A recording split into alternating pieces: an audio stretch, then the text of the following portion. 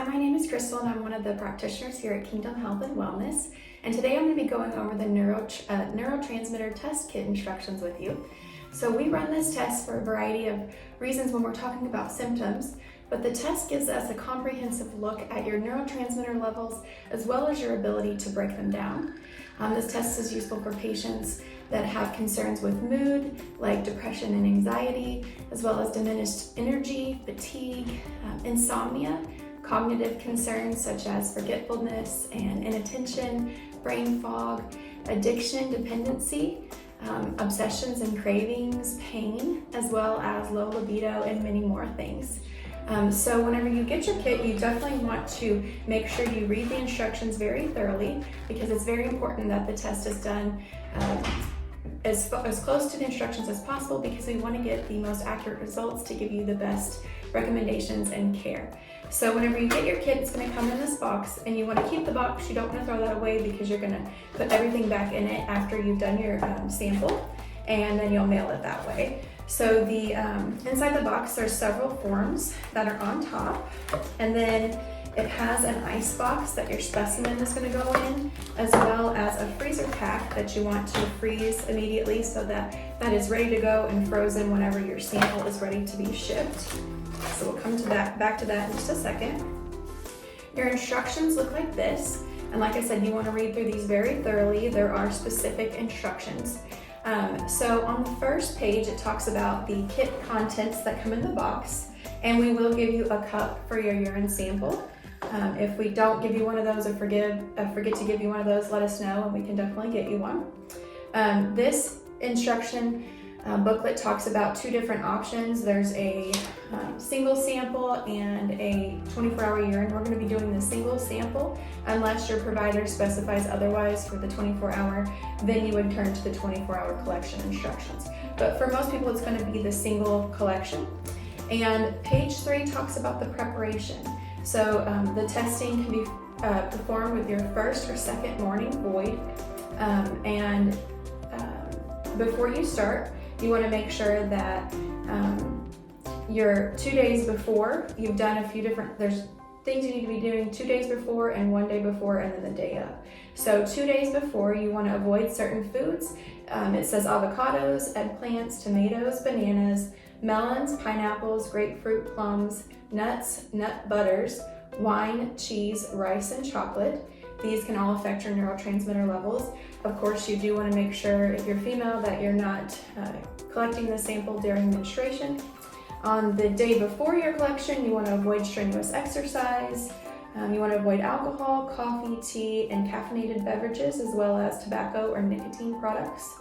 On the day of collection, it is recommended to avoid all supplements and medications until after your sample is taken. So if you can avoid all of that just until your sample is taken, that will be helpful. You don't want to discontinue any prescription medications unless your provider specifies, but typically that wouldn't be the case. You want to eat a regular diet that contains protein the day before and during the collection. And try not to collect if you are taking an antibiotic. If you are, then definitely talk to your provider about that. So then on page 4, it talks about the actual collection, the spot collection. So like I said, you'll get this separate urine cup, and you're gonna collect the sample in this, try to get it midstream, and then you're actually gonna pour this into the vial. So when you wake up and get out of bed that day, you can collect, like I said, the first or second void, and then you're gonna collect it midstream. You don't urinate directly in the tube, and you do want to be careful when handling the tube, the vial, because it does contain an acid preservative that can irritate your skin, so don't be turning it upside down if possible. You're going to pour the urine once you've collected it in this. You're going to pour it into the vial. You're going to fill it to the fill line, but do not overfill. Close the vial lid tightly to ensure a good seal, and then you're kind of gently going to rock it back and forth to mix the urine and the preservative. You're going to complete the requested information on the tube label, so it's going to have a place to put your name, date of birth, date and time of collection. If the name and date of birth is not already filled out by us, definitely put that on there, as well as the date and time you collected. You're going to place the tube, which I'll show you in just a second, in the plastic Ziploc bag with the absorbent material, And then you're gonna freeze your urine sample for at least 4 to 6 hours. Keep it frozen with the frozen ice pack until you're ready to ship.